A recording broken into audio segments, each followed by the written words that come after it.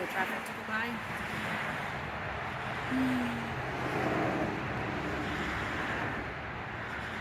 And go. Hi, my name is Mike, and this is Jess, and welcome to Goodwin's Farm 207.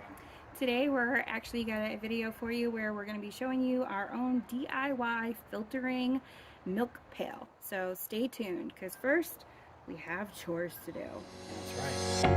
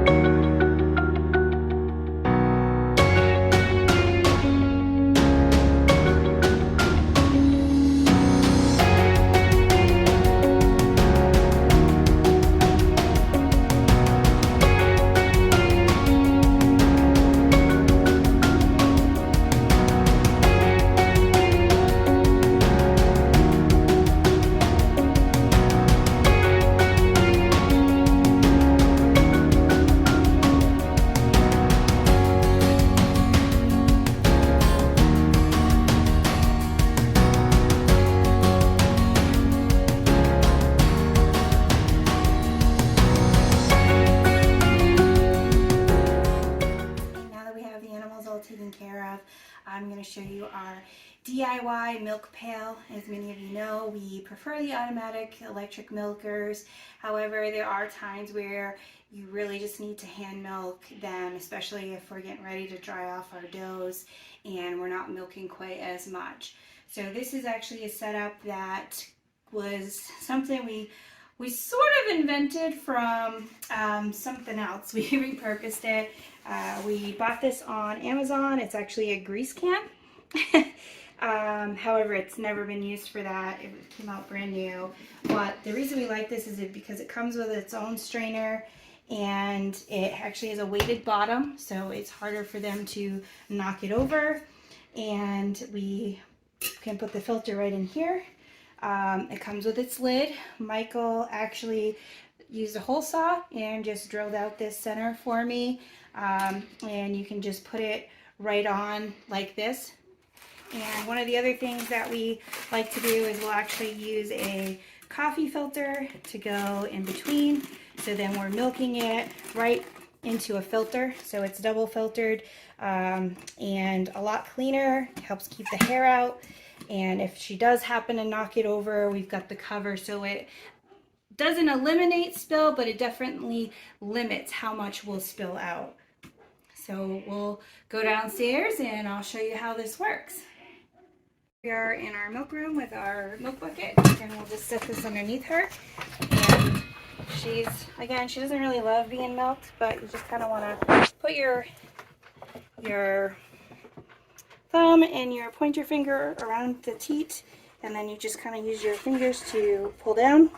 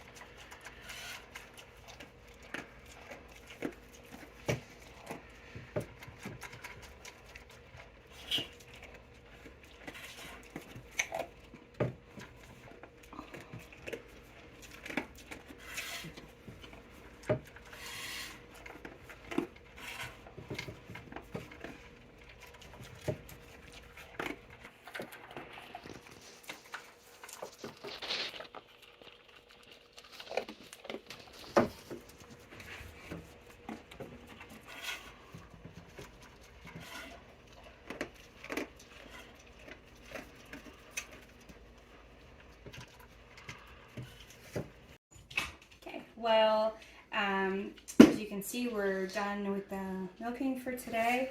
I am pretty happy with how this worked out. I think I probably will have Michael make this hole just a little bit bigger, but you can see that this is why I wanted this type of setup, is because even though we wipe her down and everything, there's still loose hair and particles and stuff that get on here, and I definitely don't want that in my milk.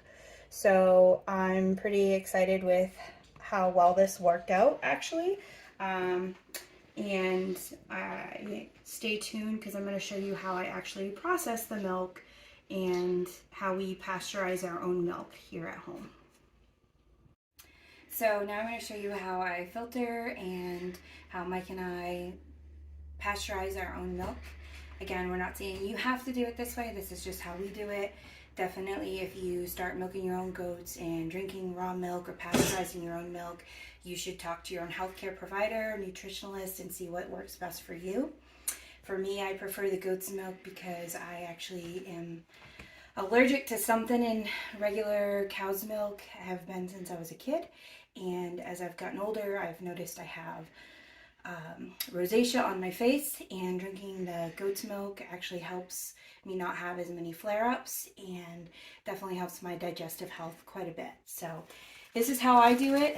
I use one of these metal colanders, and I put a coffee filter in it.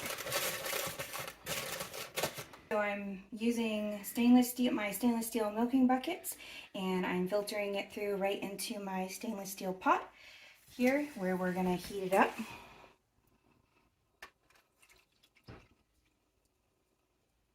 First thing we're going to do is filter the milk.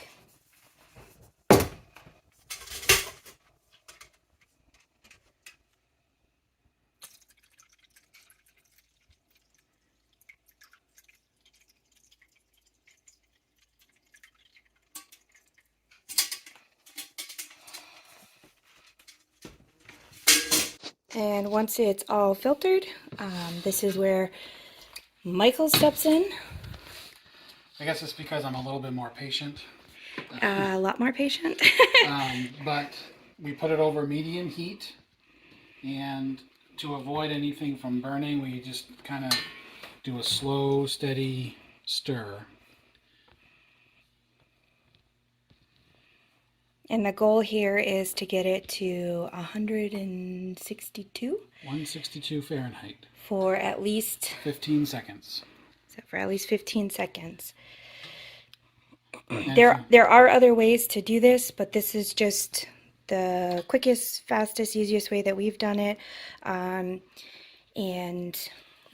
we use this digital temperature probe. That makes it very easy to see what the temperature is. You just got to make sure to put the tip of the probe in a spot where it's not going to be touching the wall of the pot you're using, just so it doesn't affect the temperature reading. And you can pick up these digital thermometers at any grocery store or Walmart, Target, anything you happen to have in your area. You can pick these up. It doesn't necessarily have to be this specific brand, but any digital cooking thermometer would work. We did use an analog thermometer before, but we weren't sure how accurate the temperature readings were, and we wanted to make sure that we were getting it at temperature to avoid any issues. And this one was worked out pretty well. One thing to keep in mind of as the temperature is going up, when it reaches the goal temperature, be mindful that it doesn't go too far above that 162. Otherwise, you can get that burned flavor, or that kind of skin that you get on milk when you heat it up too much. So as it gets to 140, 150 Fahrenheit, I usually dial down the heat a little bit, just so it gets to that last milestone a little bit slower, so we don't go over temperature. How long it takes to bring it up to temperature does depend on how much milk you have. As I had mentioned previously, we are in the process of drying her off for the summer, and So we're not getting quite as much, but we're still getting a good amount from her.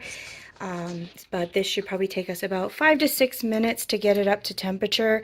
And then of course we leave it there for about 15 seconds. And the type of pot you use also has an effect on things. We started out using a stainless steel pot that was copper clad on the bottom, and that pot just took forever to get things up to temperature. This newer one that we have, I don't know the brand. I don't know, it makes a difference. So if you lack patience or just want to speed the process up a little, uh, keep that in mind as a potential solution for that. So here we are at 146, almost 150. I'm going to decrease the temperature just a little bit, and I'm going to keep stirring.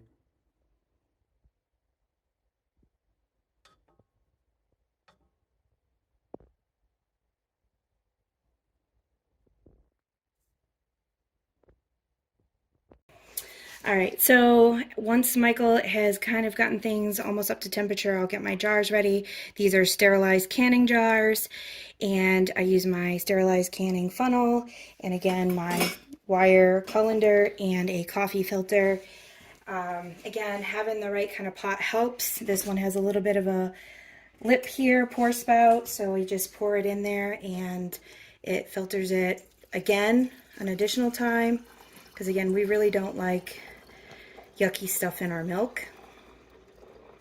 Looks like you might need another jar. Yep, I'm actually going to grab another jar.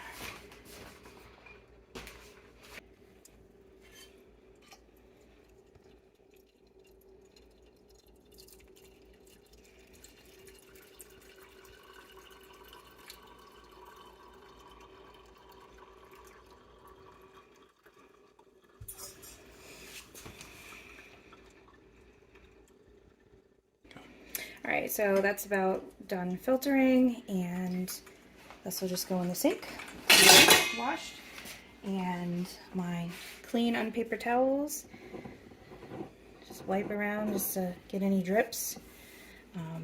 Again, I use these covers. They're made for canning jars, but they're a lot easier to just screw on. You can get them at Walmart, Target, Amazon, really anywhere. Just make sure if you have a wide mouth jar, you get the wide mouth lids, and then I label all my stuff with these dissolvable canning jar labels. Again, you can get these at Amazon, Walmart, anywhere that sells canning supplies, and then I just put the date on it just so I know what date this milk came from, because we try to drink our milk in the same week that we harvest it. At this point, then it's probably the most important thing to do, if you don't remember anything else, is as soon as you're done, however you process your milk, make sure you cool it down really, really quickly. A lot of people will use ice baths. And we started out doing that, but our ice maker couldn't keep up, and rather than buy an expensive ice maker, we just did our own DIY ice packs, which are Ziploc bag filled with water inside of another Ziploc bag, and then we can freeze it in any shape that we need or want, and we just kind of freeze it so they've got a little bit of a curve to them to get around the jars to make them nice and cold. And then we fill it up with really cold water.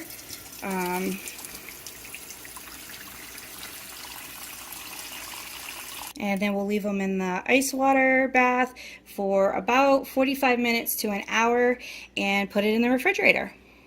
And like I said, we will leave them in the ice bath for about 45 minutes to an hour. And if you are at all like me and scatterbrained and doing a million things, I highly recommend setting a timer so you don't forget about your milk and leave it out overnight, because I've done that, and that is not fun.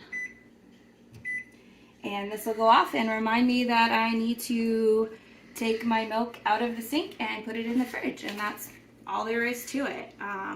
It's a pretty quick, easy process. It does take a little bit of time, but the reward is you get fresh goat's milk that's healthier for you, and for me, I get a face that isn't as red and painful with my rosacea, so for me it's well worth the small amount of time it takes. Well, thanks for watching that process. Yeah, so that kind of started with I really wanted a filtering milk pail because we really like clean milk and milk that doesn't have hair or dirt in it.